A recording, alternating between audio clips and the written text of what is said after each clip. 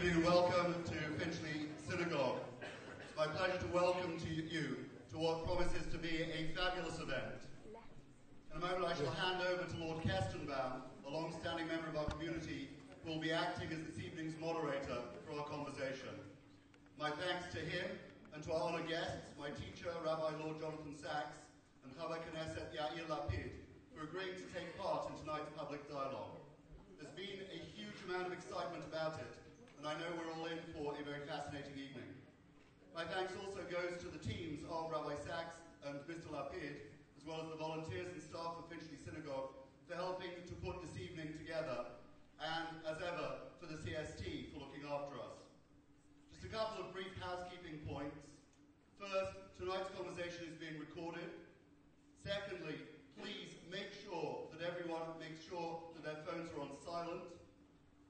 And third, if you wish to tweet along, please use the hashtag #BridgingDivides, which is on the screen above and behind me. It is now my great pleasure to pass over to Lord Kestenbaum and who will introduce this evening's discussion and our honoured guests.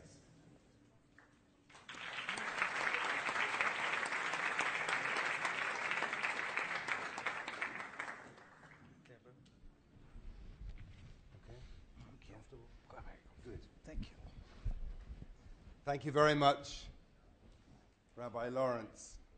And it falls to me, as Rabbi Lawrence said, to say a couple of words of introduction and of context. And I'd like to put it to you like this.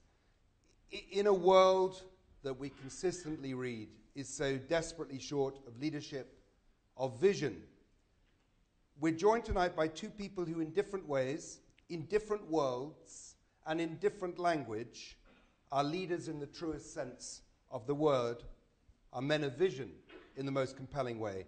And equally, in a world where we are used to say, there's so much noise you can't hear yourself think, we're joined this evening by two men who, as they said to me just now, aim to produce a little less noise and more thought this evening, a bit more light, a little less heat.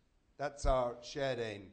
I think the two guests this evening aim not for a further recitation of political travails and packaged solutions, but rather genuinely a conversation between two people which will shed light on what makes Yair Lapid and Lord Sachs the men that they are, what sits behind their vision, why do they lead, who do they lead, and in which direction. And in doing so, I hope, ladies and gentlemen, we will piece together what makes these two remarkable Jewish leaders have so much in common, and at what point do their paths diverge.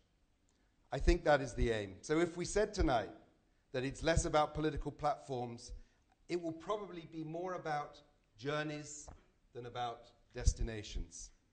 And I hope that both of you will feel able to speak in as personal a way as you possibly can, leaving us, all of us in this room, with insights that we couldn't glean from your remarkable speeches and broadcasts. So if that's what we aim to do, how do we go about doing it? Well, it will be a conversation, which I will do my very best to moderate, and then, of course, time for some questions and interaction. To you, our conversationalists, and you may not need me to say this, but I will give you a gentle nudge with some gentle prompts. But in addition, and again, you may not need me to say this, please feel free to interrupt each other at any point that the mood takes you. Don't be British. So with that being said, just a word in terms of who we have this evening. Lord Sachs grew up just a few hundred yards from this room. He was born in the year that coincided with the birth of the State of Israel. He was the student of Christ's College who became a chief rabbi. And his remarkable story is so well known. Today, Lord Sachs is a global religious leader, renowned philosopher, best-selling author, described by the Times itself as, quote, the moral voice of our world today. He's the professor of Judaic thought at New York University, professor of Jewish thought at Yeshiva University, Professor of Law, Ethics and Bible at King's College. For so many people, we join hundreds of thousands of others to whom his weekly Covenant and Conversation is a must-read. He's one of the most sought-after broadcasters in the world. His publications have left a lasting impact, and most recently, I hope we'll hear about it, Not in God's Name, which tackles the rather thorny question of religious extremism. He's here with Elaine, and he and Lady Sachs are the proud grandparents of an ever-growing group. Ladies and gentlemen, Yair Lapid was born in Tel Aviv, I'm going to suggest 51 years ago. He is a son to two remarkable parents, an extraordinary father, who we will hear more about this evening, Tommy, and a very wonderful mother, the author Shulamit. Yair Lapid became a celebrity. He was the leading television personality, a renowned popular commentator, one of Israel's most influential voices in a country of many voices. And then, on the 8th of January 2012, Yair Lapid announced that he was leaving journalism, and can you imagine entering politics? The, whatever it is, poacher turned gamekeeper.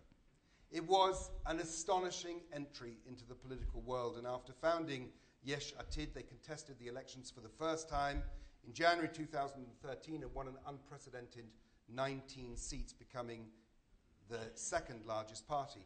He, in turn, became finance minister, member of the political security cabinet, and his voice, back to voices, was continually heard above the hubbub of Knesset politics. He seemed to strike a chord with an unusually large segment of the country. Yair Lapid, too, is a prolific writer. We will say something in a moment or two about one of his most extraordinary books. He's published 11 of them, twice winner of the Platinum Book Award, a civic activist, married to Lehi, who is not here this evening, I don't think, but the very proud father of 3 children, Yoav, Lior, and Yael. Ladies and gentlemen, our 2 conversationalists this evening. Thank you.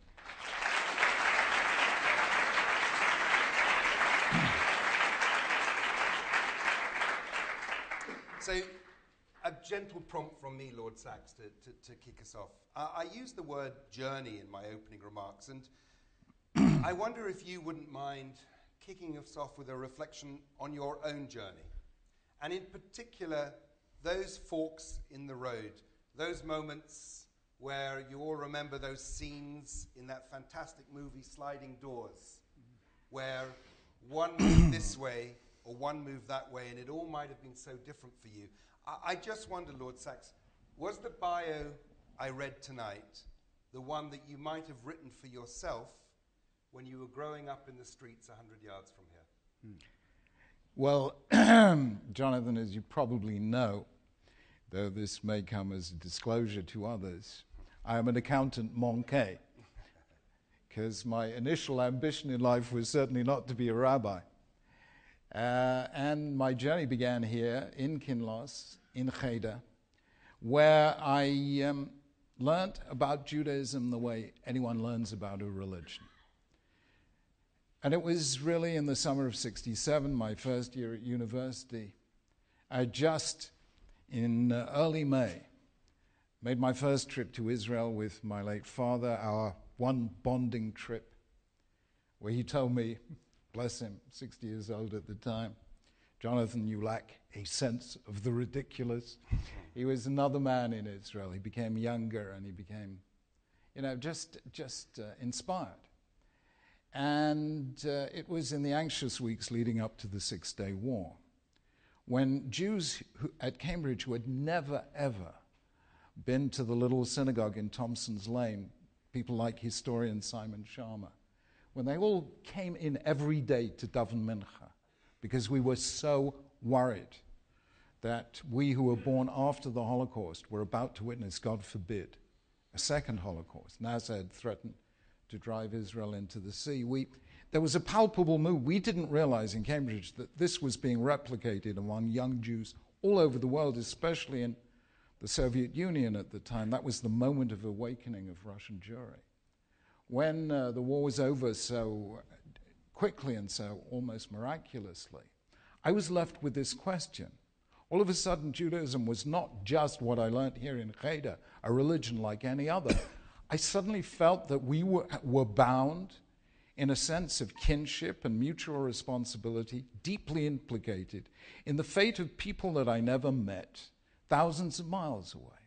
What was it that made us a people? What was it that made Israel so central to our lives? And I hadn't really felt this before, and so just to meet rabbis, my Ivrit was not great, so I went to America the next summer instead of going to Israel. I met many rabbis, and I was told, I heard again and again the names Rabbi Soloveitchik and the Lubavitcher Rebbe, Rabbi Menachem Mendel Schneerson, and you must meet them. It was clear to me that Rabbi Soloveitchik was the great Jewish thinker of the time, and the Lubavitcher Rebbe, the great Jewish leader of the time.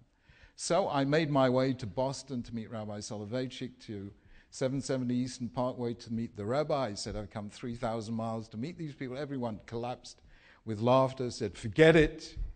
And that was the moment of sliding doors. If I'd have forgot it, if I hadn't had that akshonis, that obstinacy and that chutzpah to keep going, I might never have met them. But I did meet Rabbi Soloveitchik. I did meet the Rebbe. I had long conversations with both. Rabbi Soloveitchik challenged me to think. The Lubavitcher Rebbe challenged me to lead.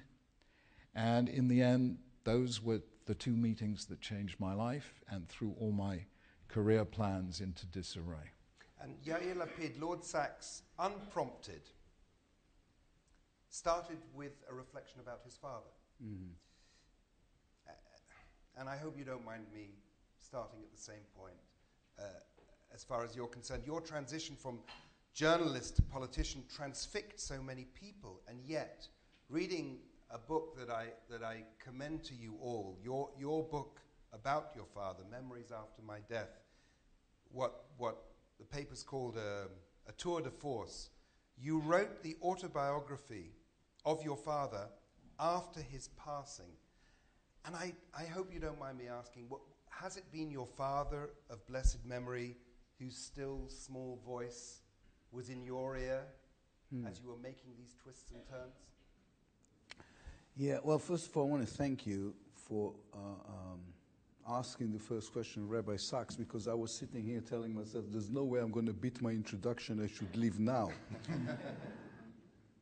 Yes, and my father is still this voice within me. And for me, he's here now.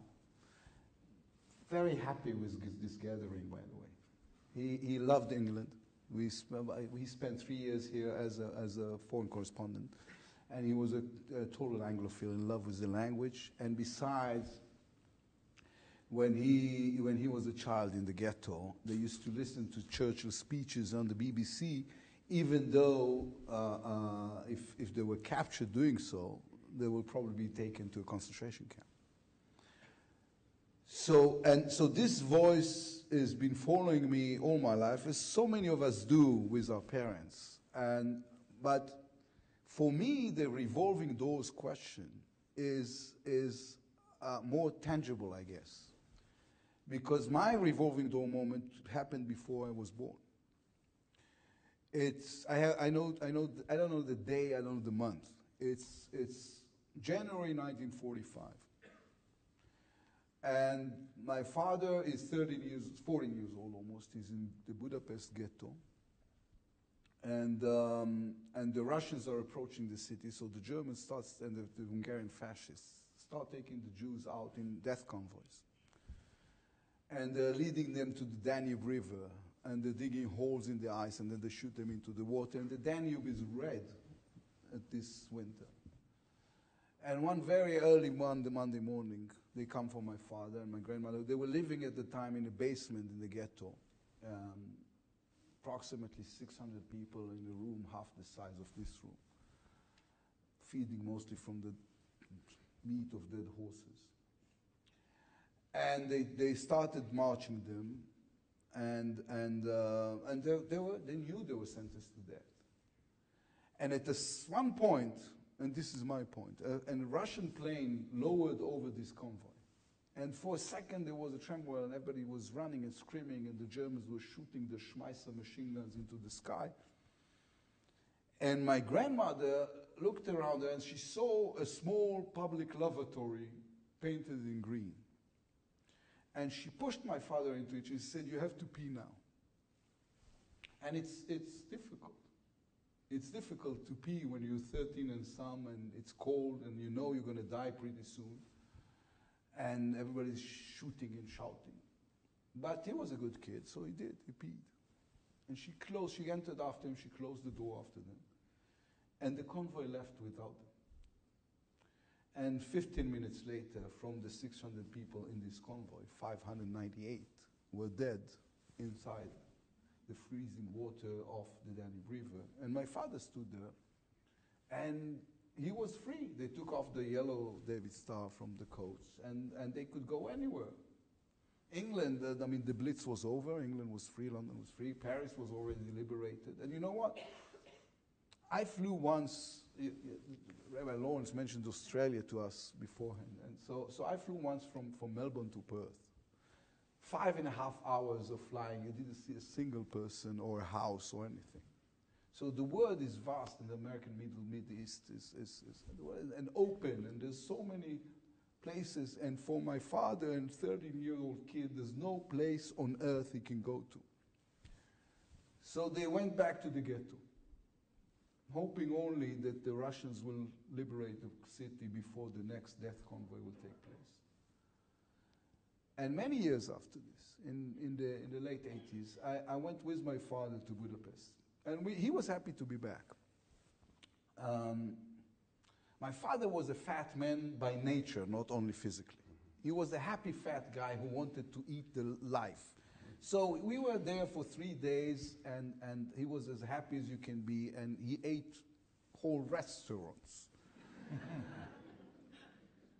And one day after one of the lunches, it was in plural, the lunches, we were strolling down the street, and all of a sudden he stops and he looks at something, and he starts crying. He says, "Yair, look, Yair, look, Yair, look." And I'm looking, and there's nothing there. It's an empty street, except from a small public lavatory, painted in green, that is still there.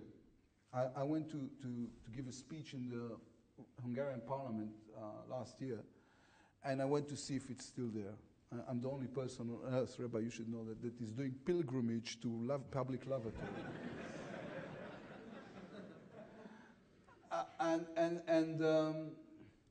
So when he relaxed a bit, he told me, "This is where my Zionism was born.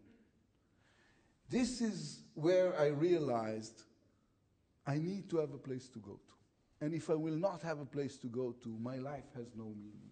And this is why the State of Israel was created, and this is why I was born, and I'm live there, and I'm dedicating my life to try to change it for the better, because we have no other place to go to, and enough with public lavatories for the Jewish people. So these are my revolving doors." So your sliding doors. Lord Sliding doors.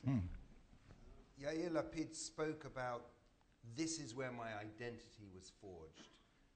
You too have written about that famous Greyhound journey.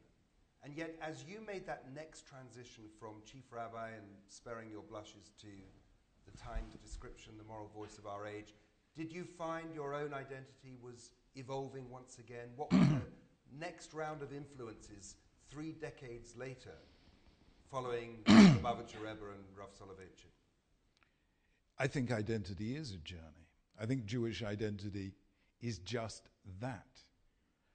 Our history begins with these 2 journeys of Abraham from Ur Kasdim and Moshe Rabbeinu and his generation from Egypt. Exactly the opposite direction that you would expect them to go, because always the traffic, the human traffic, is from low civilizations to high, from poor countries to rich. The center of civilization in Abraham's day was Mesopotamia, but he leaves. The high point of civilization in Moses' day was the Egypt of the pharaohs, which he leaves. So for them, life was a journey, and I see my own identity very much in those terms. My view, however, was this. I meditated for a long time because I was once asked by Melvin Bragg on television, why did God choose to reveal himself to that people in that place at that time? He could have chosen any people, any place, any time. And it was a really good question. And I meditated about it for many years, and I came up with the answer that, to my mind, what actually made monotheism possible was the invention of the alphabet. And the first alphabet appears in the Sinai desert near the turquoise mountains of Serabit in the patriarchal period. It's a kind of stripped-down form of demotic hieroglyphics. When you reduce the number of symbols you need to learn to 22, for the first time, you can contemplate a society of universal literacy. In other words, a society of equal dignity where everyone has access to knowledge. And I said that's actually what the Torah means when it says Mamlechet Kohanim v'Goy Kadosh, kingdom of priests, because the word priest until recently meant somebody who could read and write. That's why we have the word clerical. In English, the word hieroglyphics means priestly script, the script that only priests could read and write. So it was that revolution in information technology that made Judaism a society of equals, where we each have direct access to God, no intermediaries, you go straight to the main man, where we're all fundamentally equal. That was possible. And then I thought that was, 33 centuries ago, but we are living through a very similar moment now, the invention of instantaneous global communication, of a world of Facebook, of Twitter, of the internet, of YouTube. And I thought to myself, the worst guys turn out to be the best at it. This is what Al-Qaeda are using. This is what ISIS are using. Why isn't somebody using this global technology to create some form of global conversation? And that's when I decided, we had to move to engage with America, with South America, especially with Israel, and to see whether we couldn't create a sort of new generation of young global Jewish leaders who would see the picture steadily and see it whole. See what's unique about Israel, but also how to connect that with kids on American campuses and, kids feeling threatened in Europe and so on. So that's really the moment. How did you feel you changed as a human being, as a Jew, as a leader? Were you the same man as you were during those 22 years as chief rabbi? No, of course not. I had to keep slapping. If somebody can work out, I am vin ordinaire. I do not travel well. But it's completely changed life because it is wonderful going to places like Israel and the States, where the fact that you were once a chief rabbi and are now a lord doesn't mean anything at all. In fact, Americans can't work this out at all. They take one look at my passport, which says Lord Jonathan Sachs, and they say, "How do you do, Mr. Lord? Welcome to America." Yair Lapid, transitions. I'm going to invoke your father of blessed memory. I only had the privilege of meeting him once. He made an astonishing impression on me. I'm going to say this for you. Tommy Lapid of blessed memory was not a shy man. He gave you his opinion. And you once famously said that someone asked your dad, "Tell me, Tommy, why are you so blunt? And your son is such a nice guy." And I thought about that in tracking your transition from being, sparing your blushes, the poster boy, to entering into the fickle hurly-burly, the slings and arrows. What happened to the nice guy? Do you remember the answer he gave to this question? I had him, he didn't have me, True. Something like that. Yeah. He said, when I was growing up, I didn't have me. Yeah. And when Yair grew up, he had him. Yeah. So he had the blunt father he could afford being nice. Well, actually, you're asking in a different manner, I guess. The same question you just asked Rabbi Sachs is how does this change you? In 2013, this is ridiculous, but I'm going to tell it anyway because it's funny to me. after the election with all the Jerusalem Post made the yearly list of the most influential Jews in the world. And they chose me from all people as number one. So I was happy with myself. So I went home and I came in, and my wife was in the kitchen, and I said, Lihi, you know, I was chosen the most influential Jew in the world. She looked at me and she said, honey, you're not even the most influential Jew in this house.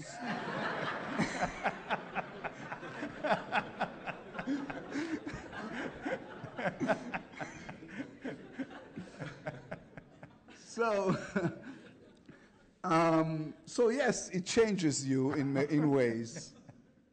And I think, you know what, it's a question you told me I'm free to address Rabbi Sachs if I have any questions.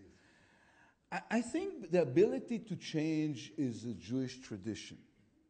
I don't know enough to go to the halakha and say, here I see, and I don't have your perfect memory.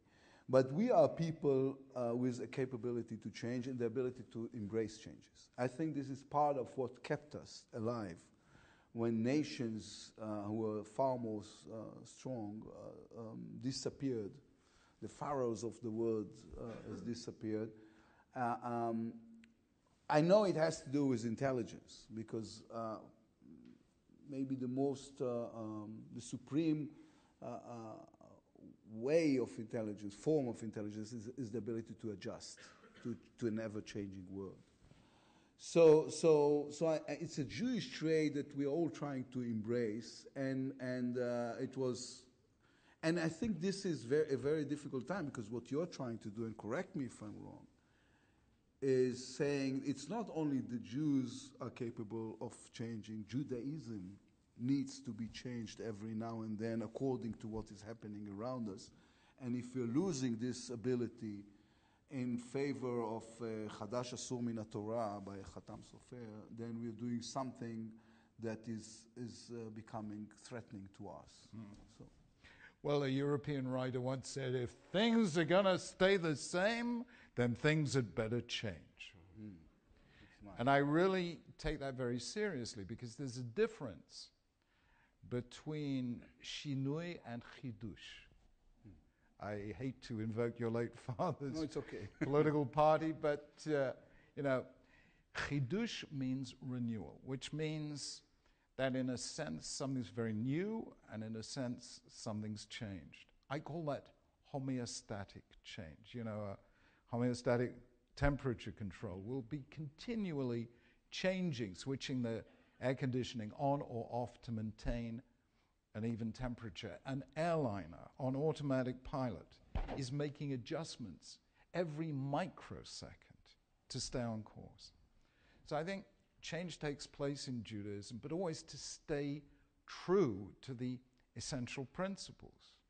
And it's when you don't change that you find yourself drifting off course. So that, for instance, you know, it's interesting that currently the most thriving, or at least demographically growing part of the population of Israel is the one that believes that, and I'm not critical of this in any shape or form, that the most appropriate dress to wear in Israel is, a shtreimel and a kapota, which, as we know, Moshe Rabbeinu wore throughout the desert years. And people forget that this was the way Jews said, you know, this is how we ought to be in 17th century Poland. But I don't think the Almighty brought us back to our land, Shivat Zion, after 20 centuries, just in order to recreate the shtetl of Eastern Europe. So I think sometimes it's the failure to change and the insistence that I'm going to keep things exactly as they were that actually gets you way off course.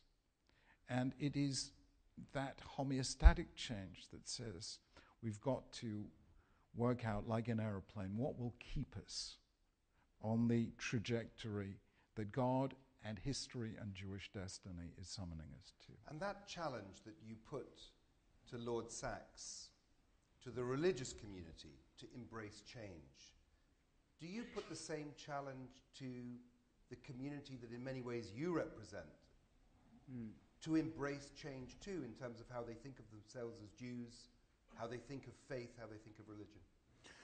Well, I think there's a challenge that comes first. And the first challenge is to be able and to be capable to understand the concept that says you're not going to have it your way. It's not going to be 100% the way you think it should be. And now I'm talking about current day Israel.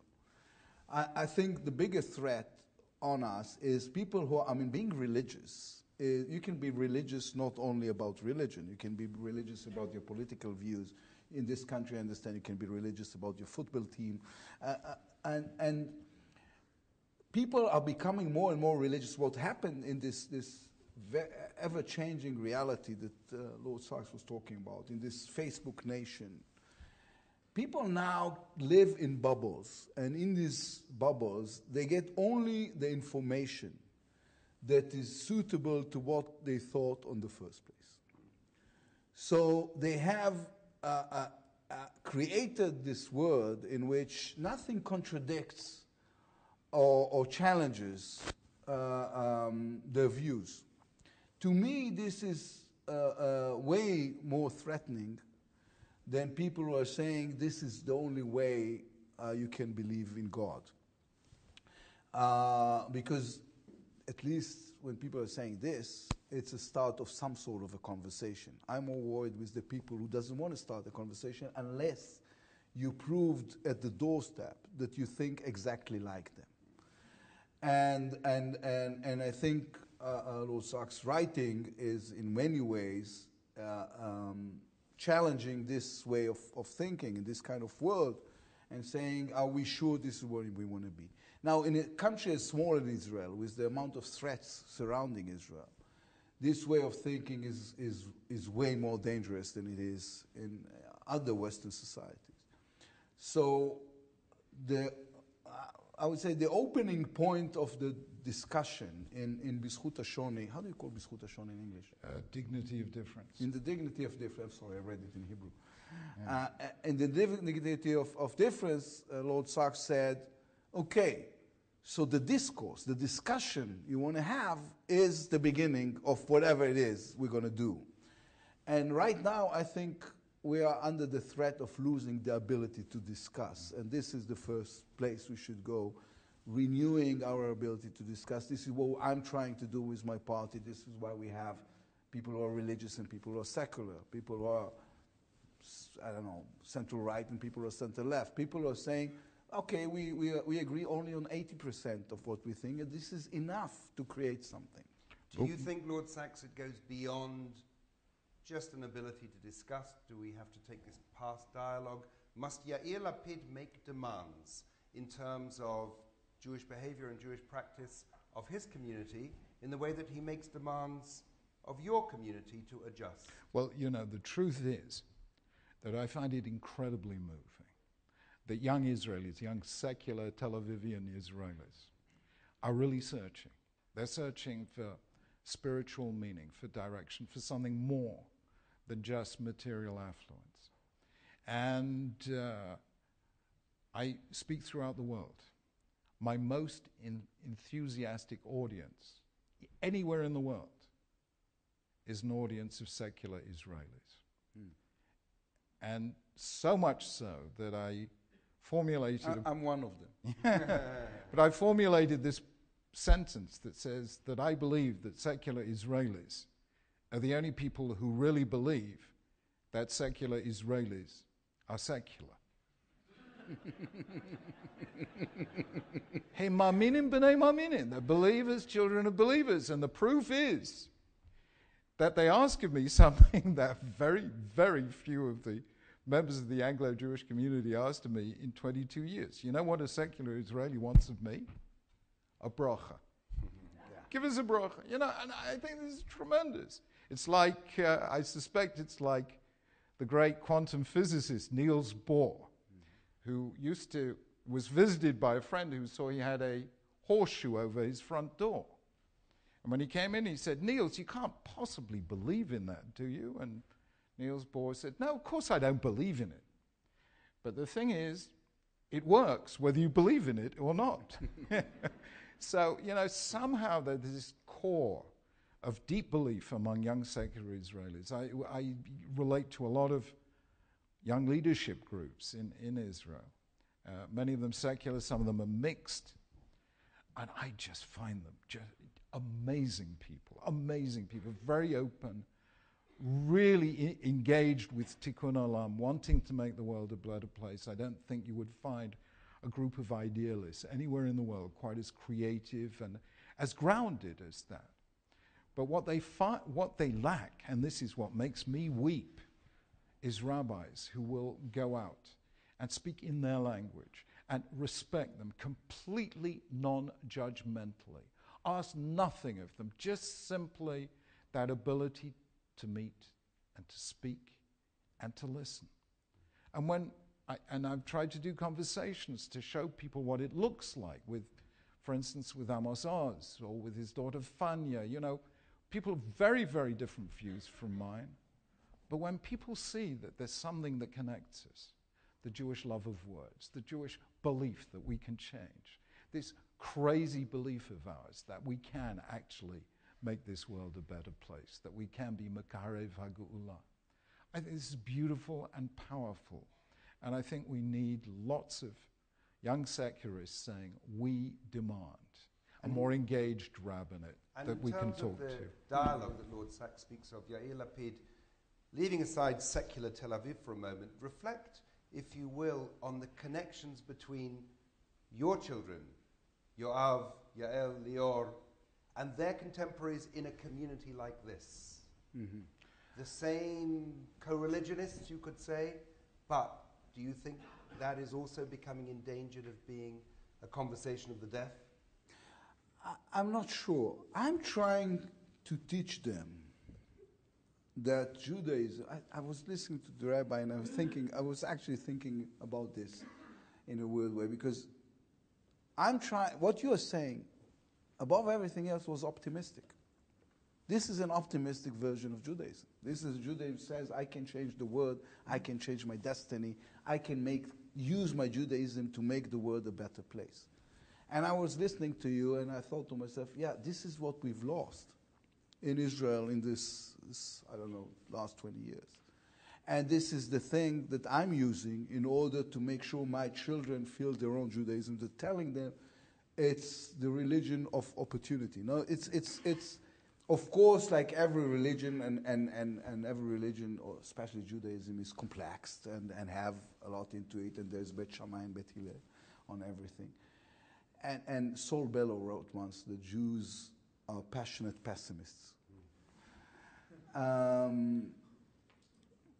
But Jews are also passionate optimists. So I'm telling my children, being a Jew doesn't mean that you have to go to the synagogue and sing the song in the right tone. I would love you to do this with me in Rosh Hashanah, but it's not mandatory. Being a Jew is to know that you can draft history, philosophy, and belief in order to improve the world that you live in. And then they say, but each in a different time, but they say, but how exactly? And this is the moment you won the war, because now they're curious. And to arise the curiosity of children is always the way. And if you tell them, while doing it, you might be helped by someone really powerful. His name is not Daddy, his name is God.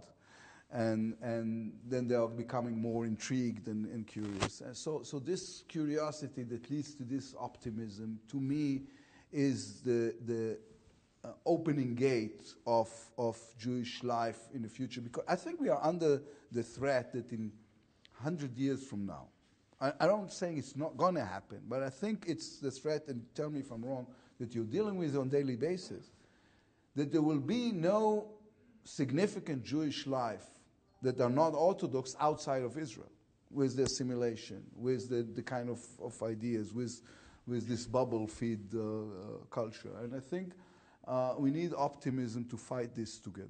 No significant Jewish life outside of Israel other than Orthodox? Yeah, let's first of all, just subtly, if we can, alter the vocabulary, because I always try and make a distinction between optimism and hope.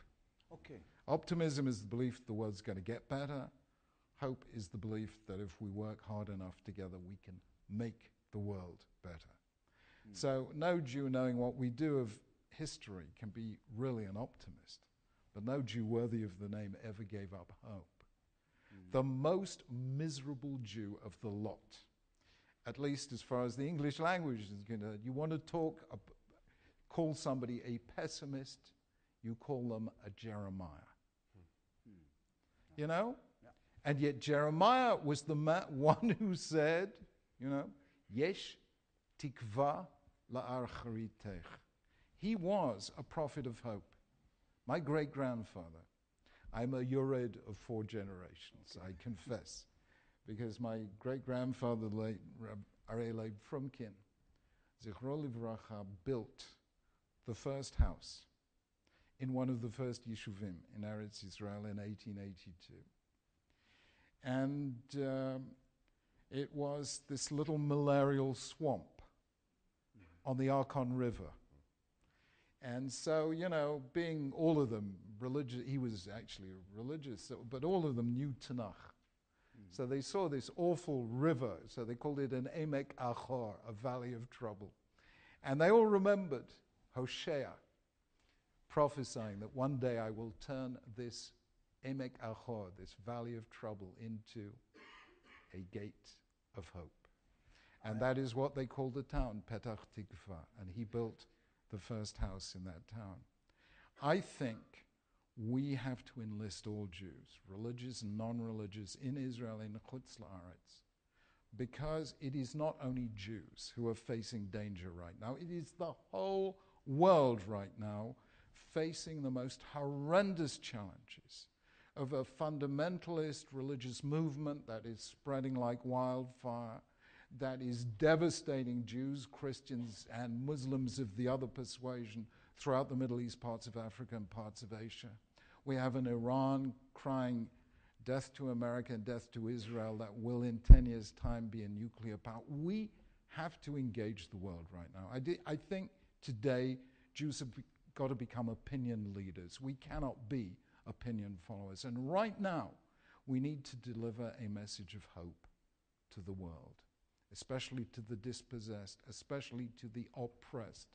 I call Judaism the principled rejection of tragedy in the name of hope. And I think that is a narrative in which we can enlist not only religious Jews, but the other Jews that we're in such great danger of losing because we're giving them no message and no mission. Is Israel that message of hope that Lord Sachs speaks of? Israel wants to be this message of hope. Israel, and I'm saying this with pain, is not the safe haven it was meant to be.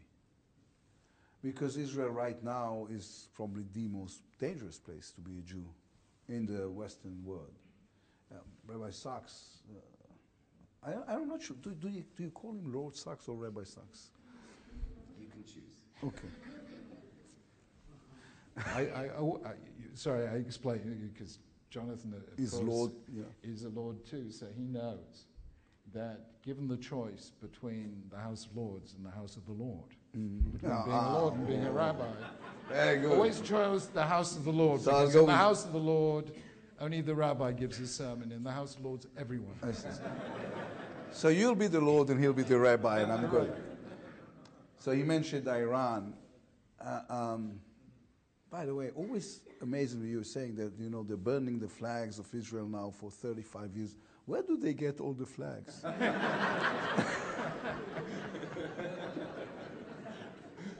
There's a factory of Israeli flags.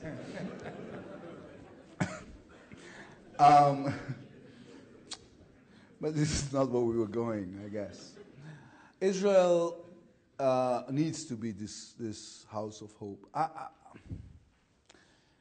Israel was established as a result, it's not established as a result of the Holocaust, it's established as the result of Jewish history, but the conditions were made possible due to the Holocaust.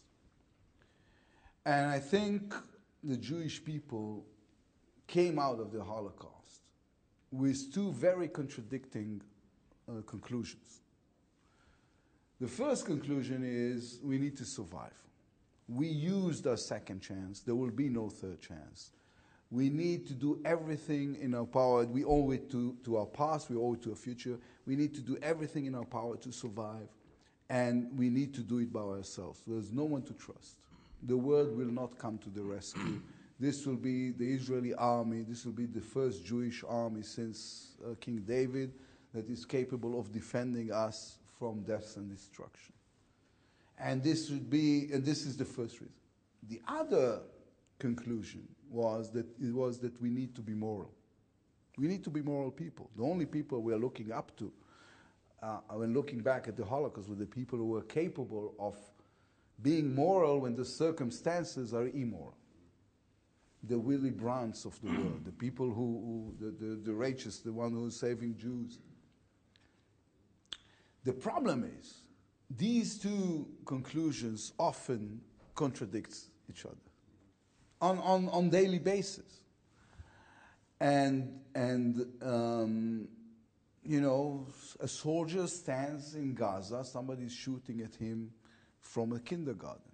Survival says shoot back. Jewish moral says there might be children inside. We were the children inside. And there's no, of course, one single answer to this. There is just this spiritual, emotional, intellectual tension that lives within us. And our ability to maintain these two side by side, to me, is the hope for the future of Israel, because we don't want to be a country like all countries. We don't want to be, but Ha'am HaNivchar is not a privilege, it's a duty. And we have to fulfill this duty. And the way to fulfill this duty is to hold this contradiction on daily basis, opposite daily problems, and be able to every day again to come out in the other side and saying, I want this fight once more. It reminds me, you know, there were two digital sensations this year, or in the last year or two. One of them was Lord Sax's video, which I think has gone absolutely viral, Why I Am a Jew. And the other was your Facebook post, I Am a Zionist. Yeah. I strongly commend them both to you. But Lord Sax, taking a line from your Why I Am a Jew, very much evokes something that Yair Lapid said. You wrote, what happens to me does not define who I am. Ours is a people of faith, not fate. But what happens to me does not define who I am. Does that strike a chord in terms of Yair saying we have to hold both these things in some kind of alignment? 100%. Judaism, which is built on the premise that the first and most faithful gift God gave us was freedom. Freedom to change, to choose. Viktor Frankl, even in Auschwitz, they couldn't take from us the freedom to choose how to respond. And that means that I don't paint myself as a victim, even if I've been a victim, even if 6 million of my people became victims. We maintain our sense that we are the shapers of our future. Now, it seems to me that we are still living through many traumas that were natural but have now become dysfunctional. One of them was Israel as a, Shoah Ugvura, as, the never again place. Israel as Am Levadad Yishkon, the people destined to dwell alone. Now, I've said about that phrase, which so many Israelis have used as their definition of Jewish identity, we are the people destined to live alone, is actually the most dangerous form of Jewish identity there can be, because if you believe it, it's going to happen. If you see the whole world is against us, I guarantee you 5 years later the whole world will be against you. And you have to then stop and say, okay, we've just lived through some of the worst events that ever happened to a people since Homo sapiens first set foot on Earth. But hang on, let's take a reality check.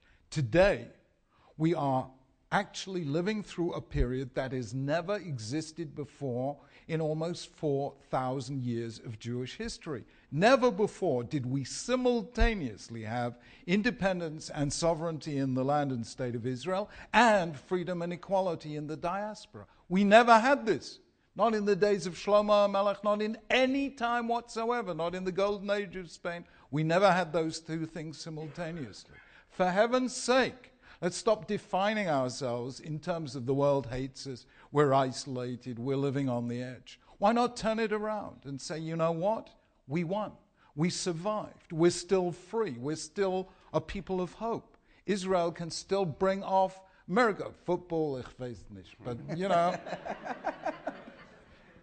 Yair Lapid, your response on your digital sensation was this.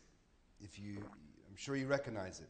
The State of Israel, you wrote, was not founded so that anti-Semites could disappear. The State of Israel was founded so we could tell them to go to hell.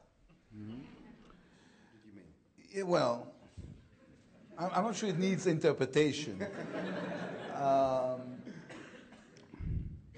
There is a joy in the ability every now and then to tell the world, well, I know this is what you think of us, but tough luck. I wouldn't make it international sport as some of the Israeli politicians are doing, but we decided not to be political, so I won't name names because everybody knows who I'm talking about. But part of the Jewish life for too long was the ability to make sure the people around us likes us. And every now and then we should be able to tell them, well, you know what, we have created our own country and we are making our own rules and this is the way we're going to go about. But I completely agree with Rabbi Sachs that this has become a self-fulfilling prophecy. When everybody sits in Israel and says, no, they're all anti-Semites, they all hate us. No, they don't. There are good people in the world. There are people who are willing to listen. It's not a utopia, but Karl Popper taught us that utopia is not a good thing.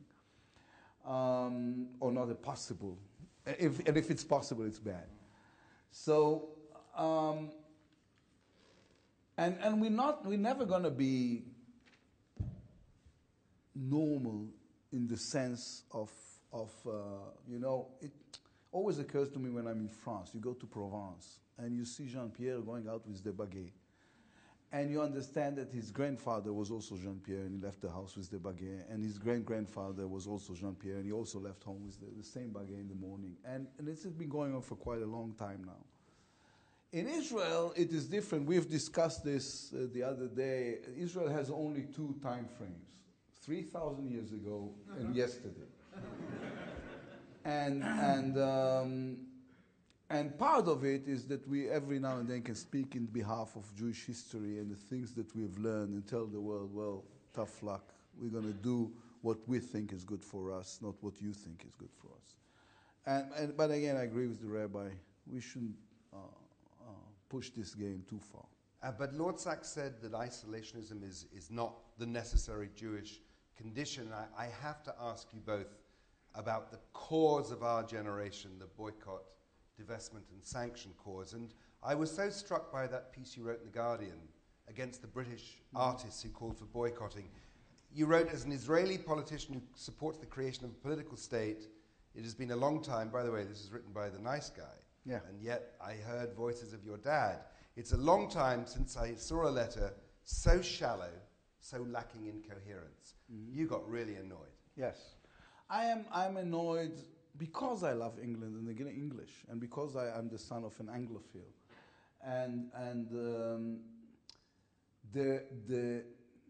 It's a combination. I said today, I was interviewed today in the BBC, and I said, if this is just being sloppy, this is just a sloppy journalism, how come the sloppiness always goes to the same side? I think there is a deep anti-Semite motive hidden there somewhere, but above everything is the fact that they do not understand what is it that we're going through. They do not understand this contradiction between survival and morality. They do not understand does it mean to be, and we didn't discuss this, there's another contradiction of being a Jewish and a democratic state. This is contradiction. I mean, if you're based on ethnicity and you're in a religion, how can you be fully democratic? And if you're a democracy, how can you say that people who are not Jewish are not allowed to enter? And the answer, again, there is no answer. There is just the ability to be intertwined into this question on daily basis. So yes, it angers me, and I think the Jewish community can do a lot about this. Just in saying, from the comfort of your homes, you have a cell phone, and in this cell phone you have 500 people, and you can make these 500 people write a letter, make a phone call, email, be angry, and be out loud about this anger, because they're doing us injustice. And I'm for one, very fed up with it. And what is it beyond the obvious sense of offence that so inflames you about these boycotters? Well, the Union of Jewish Students, who've been absolutely terrific all the way through, asked me in the last year of my chief rabbinate, they felt quite threatened. Would I address the annual conference of the National Union of Students? So I did, on the subject of academic freedom. And there was a big row of very religious Muslim ladies sitting in the back row. And I gave them a lecture, and I said, what is academic freedom? Academic freedom is based on the Roman law principle that justice requires audi alteram partem. There is justice if and only if you listen to the other side. What you're trying to do is prevent people listening to the other side. And no justice can ever emerge from that kind of closure. After I spoke, the first hand that went up was from one of these very religious Muslim women, and I thought, here it goes. And she said, Chief Rabbi, I didn't actually have a question to ask. I just wanted to say thank you for coming to talk to us. In other words, when you actually challenge people, when you stand up to people on a matter of principle, you don't ask special favors or special pleading. You just ask, are you willing to extend to your opponents what you ask your opponents to extend to you? That is the principle. There are people who demand respect but refuse to give it. There are people who demand freedom but refuse to give it. And that kind of thing, our 3-year-old kids know, zelo fair. You can't, that is an elementary offense against the first moral principle that any of us ever learned. When you stand up to it and you confront it, the opposition fades away. And I'm serious that we have to keep fighting this, because every time we stand up to it seriously, we win. Good. I think that's an apposite moment to take a pause from this framework and to do what we said right at the beginning, which is to take a few minutes and 1 or 2 comments from the people here. By the way, talking about digital sensation, I think Joanna and Dan and Shimon will testify to the fact that this event with 500 people sold out in 24 hours with no advertising. Everything went online, Facebook, and the rest of it. So that's a testament to the power of the digital age and your own attraction to people. So I feel we do have to open the floor. Here are the rules of engagement. Please keep your comments super brief. And it is obligatory that there is a question mark at the end of what you're about to say. So with that being said, we'll take a group of 3, and I'll move across, I promise you. So there's 1, there's 2, and there's 3. Off you go.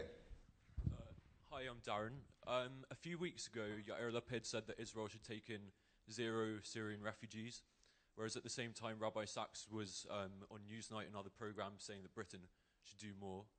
I wanted to ask Rabbi Sachs, how many Syrian refugees should Israel take in? Thank you. The gentleman behind you. My name is Daniel. Rabbi Sachs, you write extensively about what Judaism has taught the world, especially influencing Christianity and Islam. What do you and Yair Lapid think Judaism can learn from Christianity and Islam, Muhammad and Jesus? Thank you.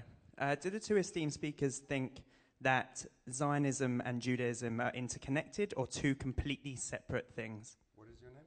Matt Kesten. Thank you. Yair Lapid, Israel should take no Syrian refugees? Yeah, well, there's something that needs to be added to the equation. The only way, it's not a moral question for Israelis. I understand the moral stand you're taking here.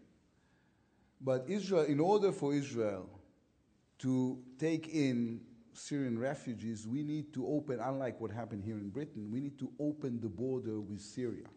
We cannot do this because in this border, in which my son is a soldier now, there is ISIS, Hezbollah, what was left of the Syrian army, some Druze, and Jabhat al-Nusra, which is a fraction of Al-Qaeda. So, and Israel was making a point of saying we are not interfering in no way into the Syrian conflict. We're not even saying who do we want to win. We're not saying anything about what the Russians are doing there. This is, for us, the one thing that is important is to make sure that the border stays closed. If we will open the border, then the answer to your question of how many refugees will come to Israel, the answer is all of them. Because they can walk through. So due to security reasons, and this is why I've said what I've said, due to security reasons, Israel cannot get involved in the refugee crisis that is heartbreaking, that is happening in Syria. And unlike what happened in England or Germany or other European countries, for us it's not a moral question, it's more than anything a security question that has no good answer. And this is the reason why I said Israel cannot be involved in the refugee crisis in Syria, not because my heart doesn't go out for them. Every sane person in the world, especially every Jew, I hope, looks at them with horror about more than 250,000 people died there, 4 million lost their homes. It's a terrible, terrible tragedy. If I want to add something, if we're going into hardcore, semi-hardcore politics, you have to know that since the Israeli War of Independence, since 1948, after the war, all in all, about 12,000 Palestinians died in the Israeli-Palestinian conflict. This is a lot. Many, many of them were terrorists, but also some thousands of innocent people died. As I was saying, terrible tragedy. But 12,000 people is 2 weeks in Syria. Actually, in the same time, 12 million people died in inner Muslim conflict within the Arab world, killing each other. So I'm not sure that number-wise we are the trouble of the region, unlike what some of the newspapers here are telling you. Is that consistent with your interview on Newsnight? This dilemma between the moral imperative, the security imperative? Well, I was asked this question directly. You probably didn't see it here in Britain, but both on CNN television in the States and American National Public Radio. They asked me directly, why isn't Israel taking in Syrian refugees? And I told them very bluntly, number one, Israel is always, when it's allowed to be, the first on the line with humanitarian aid wherever there is a crisis. Number two, Israeli hospitals are right now treating injured Syrians. Number three, Israel quietly beneath the radar is engaged in helping in Lebanon, in Jordan with medical aid and so on. And it's doing this the whole time. The reason that Syrians themselves do not want to become refugees in Israel is because such is the view of Israel in Syria, that they're worried that if they take refuge in Israel, they will never be allowed back in Syria. So I'm absolutely categorical. There is a difference in kind, as Yair has explained, between the situation between Israel and Syria and between any other country, and Syria certainly with Europe. And of course, in terms of Europe, I spoke very specifically about the rescue of 10,000 children, which constituted kinder transport. The government actually decided to double that number, but over the period of 5 years, and I think that was the appropriate kind of response.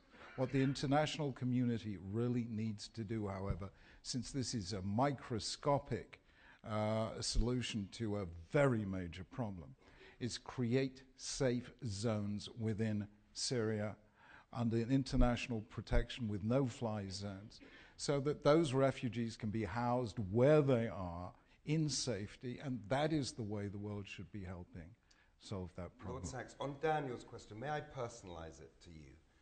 You've written so eloquently about what Judaism can learn from other faiths. Daniel, forgive me, let me put it to you this way. What have you learned personally from other faiths? I wanted to give a better answer than that, Jonathan. I'm sorry about that. You don't mind, do you? If I quote another rabbi or two? So let me, in the case of Christianity, quote one of my ancestors, Rabbi Yaakov Emden, the son of the Chavos Yair, one of the great rabbis of the 17th century, who wrote a very interesting essay on the origins of Christianity. And he asked the obvious question, why was it that Paul said Christians don't need Brit Milah and they don't need to keep all 630 mitzvot? He says very simply, because what were Jesus and Paul doing? They were spreading Sheva mitzvahs b'nei Noach, the 7 Noachide laws. And therefore, since they were dealing with Gentiles, they don't have to keep Shabbos, and they don't have to have a Brit Milah, and that's exactly what they were doing. They weren't dissenting from Judaism. They were taking Sheva mitzvahs b'nei Noach, exactly incidentally as the late Lubavitcher Rebbe did, to the Gentile world. And he said, that is why they focused on the ethical principles that are fundamental, and Yaakov Emden said, and in those respects they went further than we did. They made higher ethical demands of their followers than we did. This is Yaakov Emden in the 17th century. When it comes to Islam, read the Guide for the Perplexed. The whole of the Guide of the Perplexed is Maimonides in conversation with, in dialogue with, the Mutakalimun, the Islamic Neoplatonists and Aristotelians, from whom he gets his whole philosophical standpoint. He disagrees with them, but they opened the doors, they made those connections, and they became absolutely fundamental. What I also added, because Muslims don't often know this, is that the first religious defense of free speech, I mean, in Judaism, you never defended free speech because can you imagine anyone that tried to stop it? I mean, they'd be flattened immediately. But the first actual religious defense of free speech is made by the Islamic philosopher Avicenna in the 12th century. It then passes to the Maharal of Prague, who quotes the argument in the name of Avicenna. It then passes 50 years later to John Milton in his defense of free speech in the 17th century in Areopagitica. It then passes 2 centuries later to the British secularist John Stuart Mill in his essay on liberty. That is what the world learned from Islam. That's what we learned from Christianity. And Ezehu Chacham Halomed Mikol Adam, who is wise, said Ben Zoma, one who learns from everyone. Yeah, you're right. That is a much better answer. Thank you.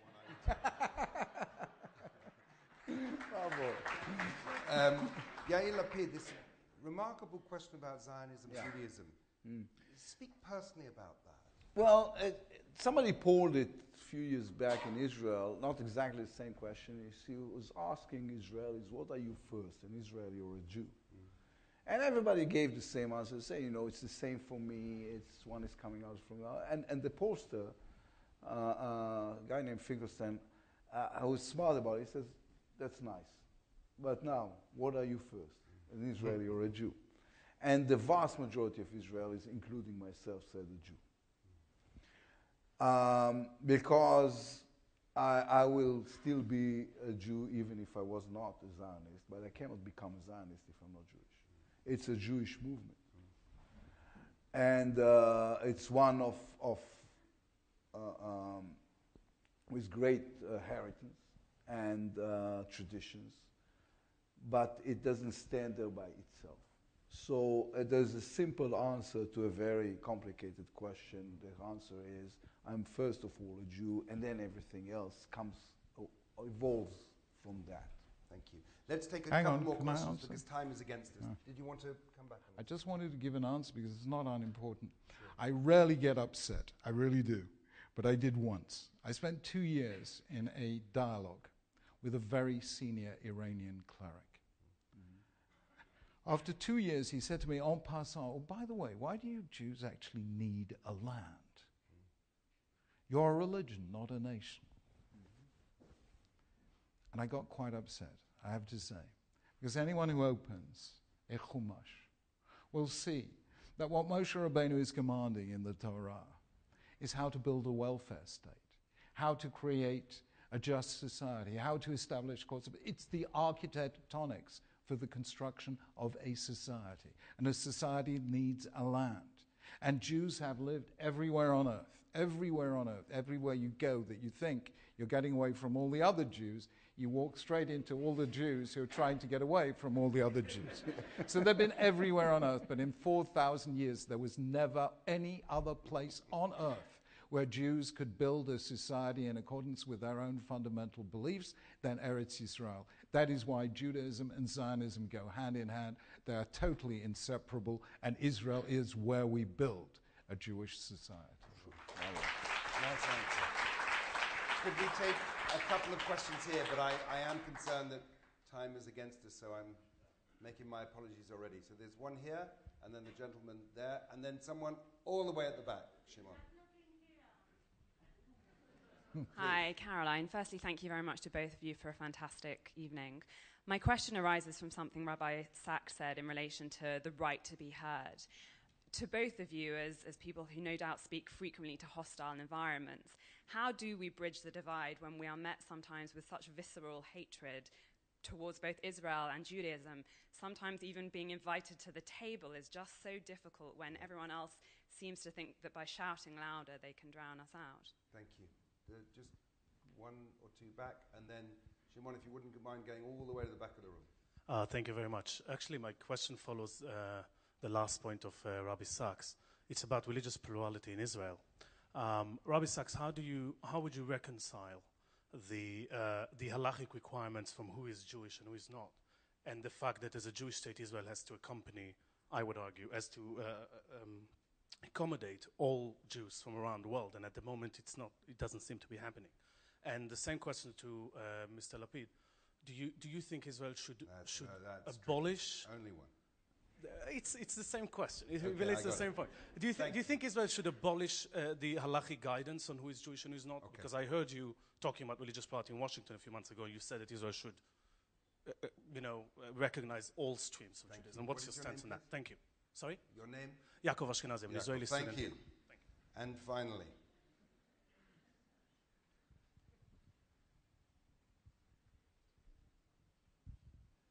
Yair Lapid prophesies that there'll be no Jews outside of Israel that aren't Orthodox. I was wondering, Rabbi Lord Sachs, what your opinion on non-Orthodox, the future of non-Orthodox in the diaspora, please. Thank you. I wasn't prophesizing. I was asking a question, but Yair Lapid, I'm going to start with you to Caroline. How to make the case, just your personal experience of when you felt, I've made the case, I've nailed it. Well, there are a few ground rules to remember. I know the feeling. Going into a room, somebody's shouting at you, and you look at him, and he's all reddish and full of this righteousness, and he feels that he's right and you're wrong. And in my case, he was also the prime minister.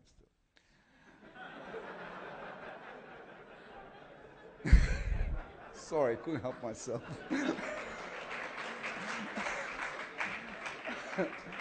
No, I'm serious. So the thing I want you to remember is that you're not fighting over him. You're fighting for everyone who is between you and him. The thing is, we are we are the people who are very good at arguments. And when we are arguing with somebody, we're trying to win him. But this is a professional mistake. Because the majority of people are standing between you and the shouting guy. And they don't know it. You know what? It's like they know in a vague way that there is a conflict between China and Tibet, and they feel that Tibet is right and China is wrong. You ask them why, they don't really know. But this is the way they feel. And they feel this way because they grabbed one piece of information, and then for a lifetime they're going to go with their lives thinking, okay, I like the guys from Tibet more. I know, usually it's because the Dalai Lama is so I interviewed him once, a great guy. And so you're talking to them. And if you make sense, and if you have one or two of really good arguments, this is usually enough. They tend to be so bluntly anti-Semite, and they represent something that for the majority of people is horrible, because these are the people who are speaking in the voice of fundamentalist Islam. Fundamentalist Islam is not very likable anywhere. So you're just saying, you know what, I don't understand why is it that you have decided that you want to represent in my country the jihad, and the minute he starts explaining to you that he's not representing jihad, you already won, because now he's playing defense and you're playing offense. So this is what you do. You just remember who is your target audience, so to speak. And these are the people in between you. And please never feel guilty or unpleasant about defending something as noble as Israel's rights to exist. And Lord Sachs, when did you feel you'd nailed the case? What was the moment? How did you do it?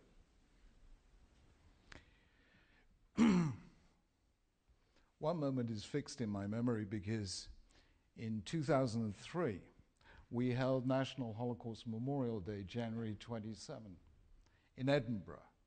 And the service was about to begin at 7:30 in the evening. At 6 o'clock, I went live on the 6 o'clock news on Scottish radio and television.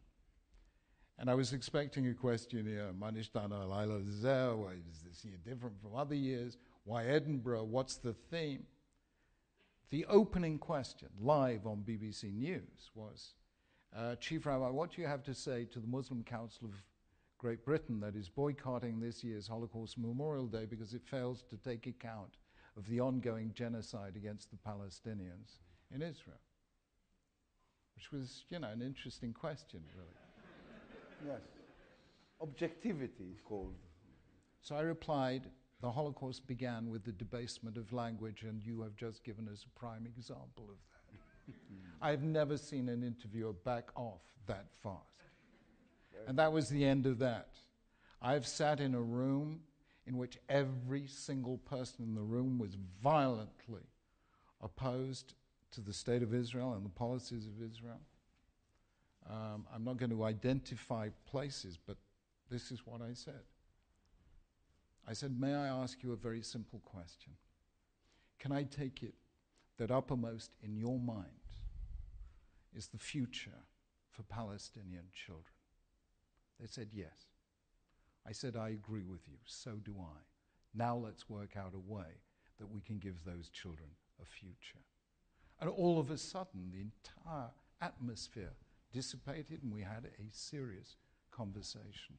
Never, ever allow your opponent to define the terms of the conversation or the mood of the moment. You have to step back, become oblique, turn around and join them on that side of the table, and you can do extraordinary things. I think we've been around long enough to do subtle. I wrote this book Not in God's Name, and Andrew Neil of the Spectator said to me, why don't you actually name ISIS and name all... I said, Andrew, I'm doing subtle. He said, I'm a Scotsman, we don't do subtle. But I think as Jews, sometimes we have to do subtle and let other people lose their cool and never let us do likewise. I will only add that you can sometimes also hold the gun while doing Sato. Yair Lapid, Lord Sachs, could you briefly take those last two questions together and, if I may paraphrase, in different ways, they were pressing you both on the Jewish character of the State of Israel. Mm-hmm. Yeah. Address that, would you? Well, I'm a great believer in Jewish pluralism. I think it's enough that we have right now in Israel Yehuda and Yerushalayim, the Tel Aviv kind of Israel versus the Jerusalem kind of Israel. And we don't need Bavel in Yerushalayim as well. We don't need also to separate ourselves from the diaspora. For moral reasons, for emotional reasons, for practical reasons. I mean, I was fighting within and outside of Israeli government, trying to make sure that other streams of Judaism, Reform and Conservative, will have equal rights within Israel. And the Prime Minister was explaining to me why is it impossible politically in current day Israel. But then there was the Iranian deal. And who did we go to? To the same Reform and Conservatives in the United States, asking them for their help. I'm saying if somebody is Jewish enough for me to call for the rescue when I'm in trouble, he should be Jewish enough for me when he's doing his chatuna and bar mitzvah and even giyur conversion. So I think it's inevitable, and because we don't want to lose the majority of the American Jewry, and we don't want to lose the Reform Conservative Jews here in this country and other countries, and if to go along with the example of the Kapota and the Shtreimel Rabbi Sachs was using, Judaism should be able to change. Not all Jews in the same time. And we have to be able to be more respectful to the way people are looking at their own faith. I think you've written books about that, haven't you? Well, look, I'll tell you the answer given by the late Rav Moshe Feinstein, the Gadol Hador, who was asked early on in Operation Exodus, I think it was called, at the rescue of Ethiopian Jewry. And he was asked, are Ethiopian Jews Jewish kahalacha? He gave the following answer, and it's printed in Igrot Moshe. He says, I don't know if they're Jewish kahalacha. What I do know is they've risked their lives to identify with the Jewish people, and if they have done so, we owe them a duty to rescue them, to bring them to Israel, and make them at home there. And if Moshe Feinstein can say that, so can I. I have to tell you that my late father, Oliver Shalom, we began with fathers, I'll end with mine, in his 80s was no longer able to travel. He had a lot of operations. He couldn't really walk. So he did the next best thing. He had my late mother, Oliver Shalom, drive him up and down Golders Green Road. And he always used to say, the bit by the station, that's Tel Aviv. The other end, that's Yerushalayim. About which I say it's one Golders Green Road, it's one Jewish people, and we've got to keep it that way. Ladies and gentlemen, I'm getting lots of terminal signs, so you will forgive me if I'm called upon to draw an evening to a close, and I'm going to do it in the following way. We started our evening talking about journeys, and I'm going to end the evening by putting something to you both personally about your own journeys ahead of you. Lord Sachs once wrote that Judaism is the only civilization whose golden age is in the future. So I'm going to ask you both about your future golden ages. I started by talking about the young boy from Finchley, who last year President Perez called the ambassador of our heritage to the entire world. I also spoke about the TV celebrity who, whatever his wonderful wife thinks, was still voted the most influential Jew in the world. And yet that was in the past. Lord Sachs, I know you hate doing this, but if we three would reconvene in 10 years from now, what would the journey between now and then look like for you? The journey between now and then would be discovering, as you will discover, Lord Kestenbaum, very soon, the delights of knowing that your grandchildren know better than you. So the truth is that to stay young, always follow your grandchildren. Always understand what matters to them. And of course, let us just repeat that wonderful remark that Shimon Peres says nowadays when people say, Mr. Peres, at 92, how come you stay so young? And he always says this. He says, you've got to sit down and count your achievements. And then you've got to sit down and count your dreams. If your achievements outnumber your dreams, you're old. If your dreams still outnumber your achievements, you're young. So for the next 10 years, I'm going to keep dreaming. Very good. Yair Lapid, is Chaver Knesset Lapid's golden age in the future? Well,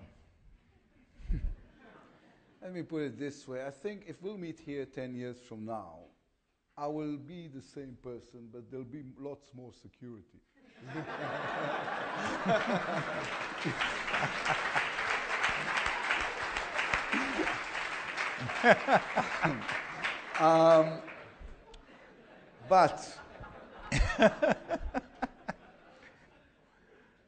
But I know it will be difficult to believe. This is not important. Whatever is in my future in terms of the jobs I'm going to do. The more important thing, I feel that I have a duty. And the duty is, we will not be able to go into it now, but the thing is, I think for the survival of our people, we need to be able to do this one more historic, huge effort and separate from the Palestinians.